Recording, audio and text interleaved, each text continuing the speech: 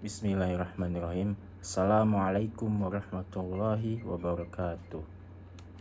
Izin perkenalkan diri, saya Diki Dermawan dari Hukum Tata Negara semester 4. Di sini saya akan mempresentasikan dari mata kuliah saya yang berjudul Filsafat Hukum Islam dengan judul materi Metodologi Hukum Islam, dosen pengampu Bapak Hervi Nyoki Pradikta. Untuk mempersingkat waktu, ada baiknya saya akan menjelaskan materi tersebut. Dimulai dari objek dan subjek hukum Islam. Hukum dalam konsep hukum usul fiqh dibagi dua macam, yaitu takfili dan hukum wad'i. Secara terminologi, hukum adalah kitab Allah yang berhubungan dengan perbuatan mukallaf dalam bentuk al-iqtida, at-tahyir, dan al-wadi. Kemudian yang dimaksud dengan kitab firman Allah berupa dengan perintah-perintah dan larangannya. Kemudian ada Juhaya S. Praja menyebut kitab sebagai al-muktabi,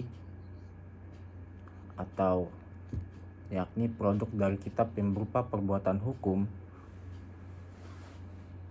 Kemudian juga mengatakan bahwa yang dimaksud dengan al-itika imperatif ialah tuntutan dalam melakukan sesuatu perbuatan atau untuk melakukan suatu perbuatan. Kemudian ada beberapa hukum takfili, yakni ijab, yaitu firman yang menuntut suatu perbuatan dengan tuntutan pasti.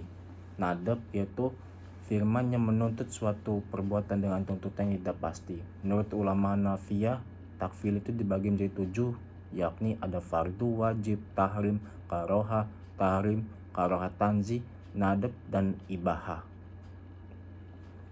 Kemudian ada menurut ulama Hanafiyah juga, jika suatu perintah didasarkan pada dalil yang pasti seperti Al-Quran dan hadis mutawatir, perintah itu disebut dengan perintah fardu. Akan tapi jika perintah itu berdasarkan pada dalil yang zoni, perintah ini dinamakan wajib. Demikian pula halnya dengan larangan, jika larangan itu didasarkan pada dalil yang qat'i. Atau sebaliknya, jika larangan itu didasarkan pada dalil yang zani, maka tergolong pada hukum makruh. 5 atau jenis hukum tersebut dinamakan dengan takfiliyah, yang artinya tuntutan atau memberi beban. Takfiliyah juga disebut sebagai jenis perbuatan hukum. Kemudian ada hukum wad'i, firman Allah menjadikan sesuatu sebagai sebab adanya yang lain, musabab atau sebagai isyarat lain, masyrut sebagai penghalang mani adanya yang lain. Hukum wad'i dibagi 3, yaitu sebab, syarat, dan mani.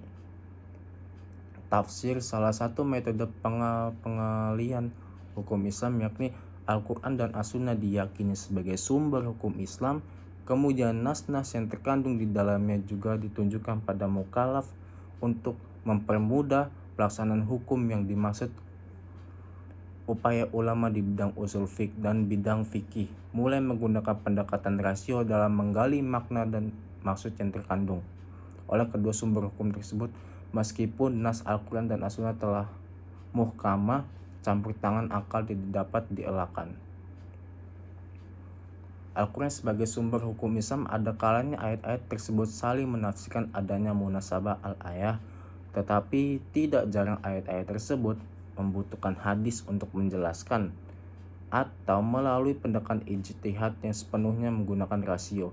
Munasabah al-ayah merupakan cara kerja akal yang ijtihadiyah, karena akal mengupayakan sekuat mungkin mencari dan membentuk paradigma penafsiran tersebut. Ijtihad jahda artinya al-muqayyah, sulit, berat, susah, atau sukar. Menurut Rahmat Syafi'i, secara etimologi, ijtihad artinya kesulitan, kesusahan, al-masyaqqah, jika diartikan dengan kesanggupan dan kemampuan. Abdul Wahab Khalaf mendefinisikan ijtihad menurut usul, yaitu mengerahkan daya kemampuan dan menghasilkan hukum syara dari syariah yang terperinci. Dari semua tentang ijtihad tersebut di atas dapat disimpulkan bahwa Ijtihad itu adalah yang pertama, pengarahan akal pikiran para fuqaha, kemudian menggunakan akal dengan sungguh-sungguh berkaitan dengan hukum syar'i dan amalia, menggali kandungan hukum syar'i dengan berbagai usaha dan pendekatan. Dalil-dalil yang ada rincis demikian rupa sehingga hilang zanninya. Hasil ijtihad berbentuk fix sehingga mudah untuk diamalkan.